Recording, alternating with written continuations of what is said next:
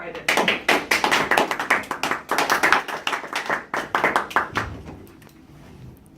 Toastmaster fellow members, I need an alarm clock. You got it. It's 4:40 in the morning. Oh man, I'm groggy. My blood has not yet begun to move, but in my head, I am doing what I'm supposed to be doing, which my life history is not doing what I'm supposed to do. It's doing what I want to do. Continuous improvement came to licensing in June. My first thought was, my job's in jeopardy.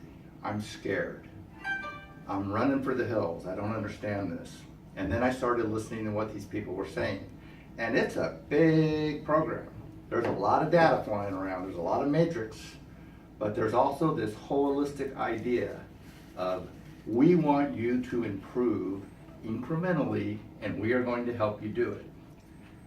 So CI comes to licensing, and at first I'm skeptical, but I go to this gallery walkthrough, and that's where my buy-in occurs.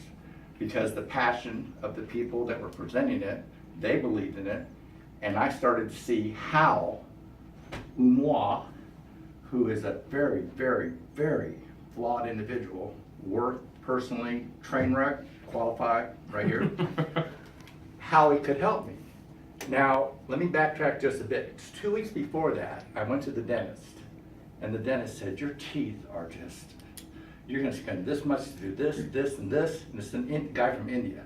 And I just asked him, tell me the truth. If it were you, would it be worth trying to save my teeth? And he said, absolutely not. You're gonna spend all this money, and you're gonna lose them in 5 years anyway. So they look at the floor. Sorry. So he presented my options to me, and $2,000 later, I decided to get new teeth. Lo and behold, I didn't know what these new teeth were gonna do to me. First thing they did was it shrunk my appetite. And I've been eating out of stress and boredom for years. Not wanting to, but not knowing what else to do. That's just part of being an addicted person. I had quit everything else, smoking, drinking, those were the things that were killing me long time ago. But food's always been an issue. I get these new teeth, and I can't eat the stuff I'm used to eating. It takes forever. A steak, 40 minutes. I don't have 40 minutes for lunch. So all of a sudden, I'm eating cottage cheese and eggs and pasta and wraps and just soft, mushy stuff.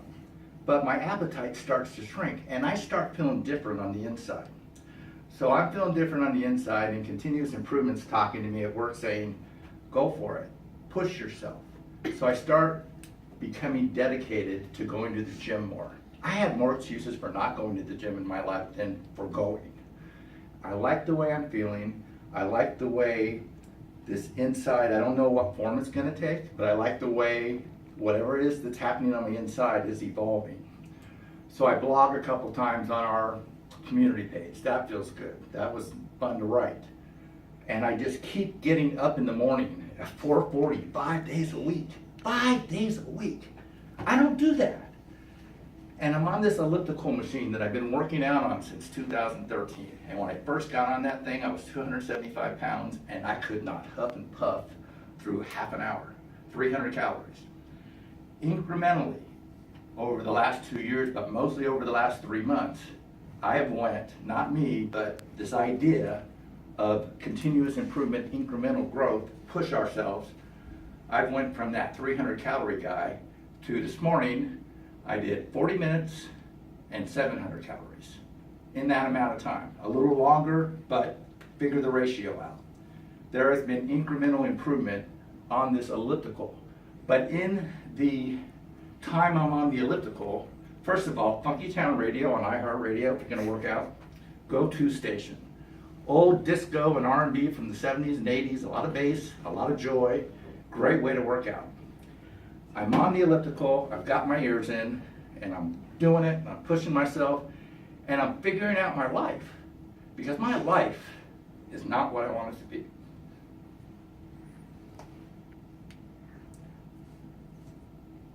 I'm figuring out that a marriage that I've been in for a long time doesn't work. doesn't work going forward, and I need courage. And I get it through these workouts, through this incremental improvement, and through talking to people. My manager, my AA sponsor, counseling.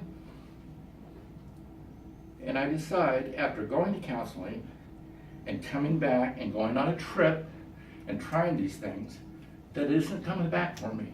The switch cannot be flipped. It's not coming back. And I had to accept that. Because you know what the first thing I thought? Failure. It's not. It's reality. And it's emotional and it's real. But it isn't the end of the world because I've got all these tools. I've got these tools to walk through it. And my number one priority, people, is to not get drunk. 18 years. Don't get drunk, no matter what. But my second priority is to have some joy in my life. All of this stuff that's happened has opened this door to joy. True joy. I don't know what's going to happen in my future, but I'm excited about it because I'm feeling again. And I'm alive, and I am continuously improving at work. I'm doing things in CI that I've been pushed to do. I did a meeting yesterday. What's that word? I was the coach or whatever of a whiteboard meeting. It was my meeting, I had to own it. That was awesome. I've been a proponent for CI. I've also been a critic of CI. I think there's part of it that's a bit too data-centric, and it's confusing right now, and we're not sure how it all meshes into serving our customer, which is the agent. Does the agent care about CI?